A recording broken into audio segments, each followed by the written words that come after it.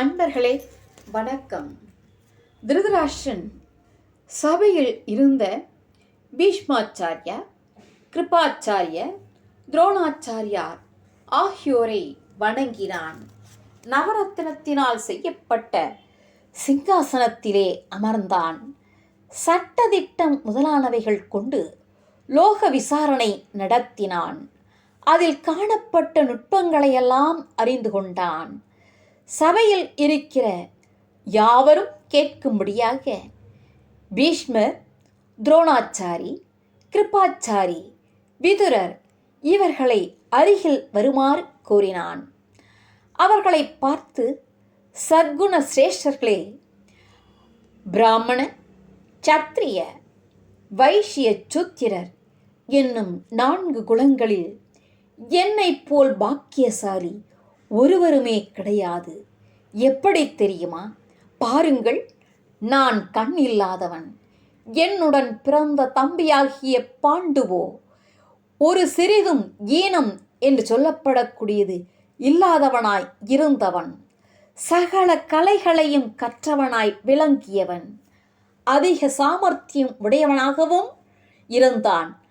அப்படிப்பட்ட சிறப்பினை உடைய என் தம்பி பாண்டு கண்ணில்லாத என்னை சிங்காசனத்திலே அமர்த்தினான், அதிபதி ஆக்கினான். 55 தேசத்து அரசர்களும் 18 மண்டல அதிபதிகளும் என்னை வணங்கும்படி செய்தான். இந்திரலோகத்துக்கு ஒப்பாகிய போகத்தில் என்னை வைத்து தான் ஒரு சேவகனைப் போல் எனக்கு பணிவிடை செய்து என்னை மிகவும் உயர்த்தினான். அப்படிப்பட்ட சகோதரனை இனி இந்த உலகத்தில் நான் காணப்போகிறேனா என்று கூறிய வண்ணம் அவன் அழத் தொடங்கினான். அவனுடைய கண்களில் இருந்து அப்படியே தாரை தாரையாக தண்ணீரானது பெருக்கெடுத்து ஓடி வந்தது. சபையில் இருந்தோர் அனைவரும் திருதராஷ்டிரன் மனதில் காணப்படுகின்ற கபடத்தை அறியவில்லை. அவன் உண்மையாகவே அழுகிறான் என்று எண்ணினார்கள். பீஷ்மரும் கூட அப்படியே எண்ணினார். இனிய வசனங்களால் அவனை தேற்ற ஆரம்பித்தார்கள். ஓ மண்டலேஸ்வரா, கபட நாடக சூத்திரதாரியாகிய திருப்பார்கடலில் பள்ளி கொண்டிருக்கும் ஸ்ரீமன் நாராயணமூர்த்தியின் திருவிளையாடலால் அமைந்ததுதானே இந்த உலகம். ஆனால் இந்த உலகம் அழியும் பொருளே ஆகும். அழியும் போது இந்த உலகத்தில் இருக்கின்ற உயிருள்ள, உயிரற்ற என்று சொல்லப்படக்கூடியவை அனைத்தையுமே அழைத்து அழிந்து போகக்கூடியதுதானே. இறப்பும் பிறப்பும் துயின்று எழுவது போல் அல்லவா? ஆதலால் இறந்து போன உன் தம்பிக்காக நீ நினைத்து நினைத்து துயரப்படுதல் என்பது தகுதி அல்ல என்று அனைவரும் எடுத்துச் சொன்னார்கள். அப்பொழுது திருதராஷ்டிரன் அழுவதை நிறுத்தினான். தர்மபுத்திரனை பார்த்து, அப்பா தர்மநந்தனா, உன் தந்தை உலக காரியம் அனைத்தையும் தானே சுமந்து என்னை சுகமாக வைத்திருந்தான். அதைப்போல நீயும் என்னை சுகத்தில் வைத்திருக்கிறாய். உன்னால் என் சகோதரனாகிய பாண்டு இறந்த துன்பத்தை நான் மறந்து வாழ்ந்து கொண்டிருக்கிறேன். ஆனால் அந்த பாண்டுவை நற்கதியில் அடைவிக்க தகுந்த புத்திரர்கள்தான் நீங்களாக வந்து பிறந்திருக்கிறீர்கள். இறந்து போன உன் தந்தைக்கு இன்னும் அதிகம் நலம் உண்டாகும்படியான ஒரு எண்ணம் என் மனதில் இருக்கின்றது. அதனை நான் வெளிப்படுத்த விரும்புகின்றேன். உடனே தர்மபுத்திரன், தந்தையே, பெரிய தந்தையே, சொல்லுங்கள், நீங்கள் என்ன சொல்கிறீர்களோ அதை கேட்பதற்கு நான் தகுதியாக, அதை நிறைவேற்றுவதற்கு உரியவனாக கடமைப்பட்டிருக்கிறேன் என்று கூறினான். அப்பா தர்மநந்தனா, நீ நடத்துவது உன் கடமை. அது என்ன தெரியுமா? உலகத்தில் பிதிர்கர்மம் செய்தலே நமக்கு முக்கியம்.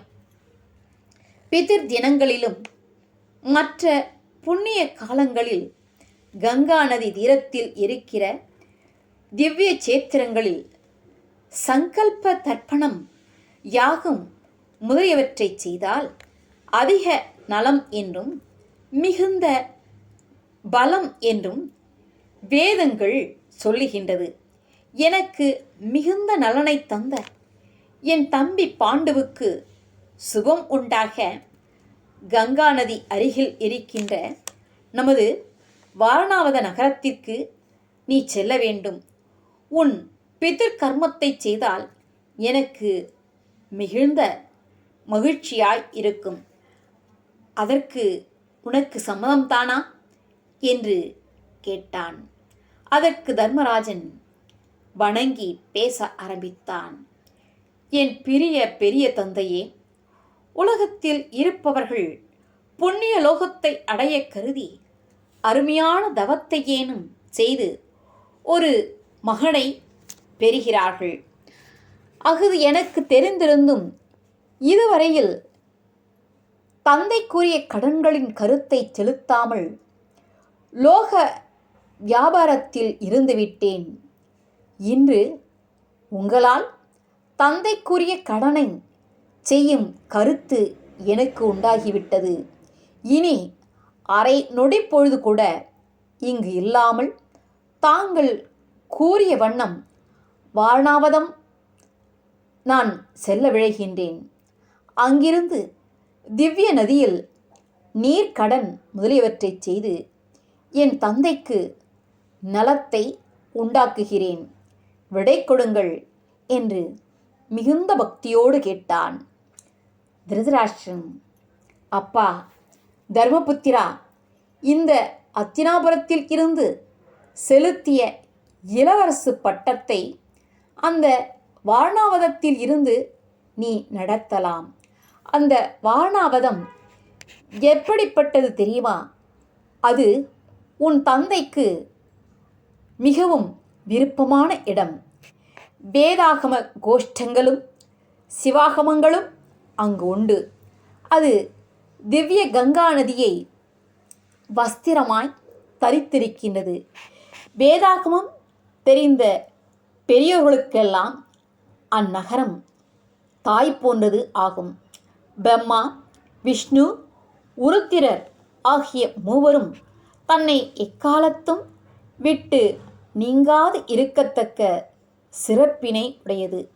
இதனை இல்லாமல் மாட மாளிகை, கோட கோபுரங்கள் உடையதாக அங்கு அரசு செலுத்துவதற்கும் மிகவும் சிறப்பான ஓர் இடமாகும் என்று கூறினான். அப்படி கூறியவன் மந்திரிகளில் சிறப்புற்றிருக்கின்ற புரோச்சனன் என்பவனை திருதராஷ்டிரன் அழைத்தான். புரோச்சனன் அருகில் வந்து திருதராஷ்டிரனை வணங்கினான். திருதராஷ்டிரன் புரோச்சனனை பார்த்து, ஓ புரோச்சனா, இந்த அருமையான குணத்தை உடைய தர்மபுத்திரனுக்கு நீ மந்திரியாய் இருக்க வேண்டும். மற்ற சகோதரர்களுக்கும் எந்த ஒரு குறையும் வராமல் நீ இடம், பொருள், ஏவல்கள் அனைத்தையும் சேகரித்து கொடுக்க வேண்டும்.